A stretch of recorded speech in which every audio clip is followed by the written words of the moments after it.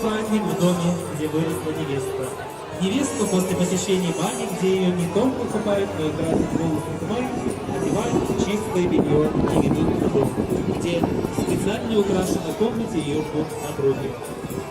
Подруги начинают танцевать и петь задушевные песни, которые трогают невесту до глубины души, и она заливается слезами. По поверьям, эти слезы принесут девушке удачу и счастье в браке. После всей этой грусти наступает кульминация вечера. Одной из родственниц, обычно это тетя невесты, предоставляется почетное право провести обряд суды. Женщина окрашивает ладони невесты хной, кладет в каждую ладонь золотую монетку и завязывает красным платочком. Незамужним подружкам невестам тоже окрашивают руки хной, а поверьям, это поможет им в далеком будущем тоже выйти замуж. Продолжая обряд суды, мама невесты снимает ее с рук, хной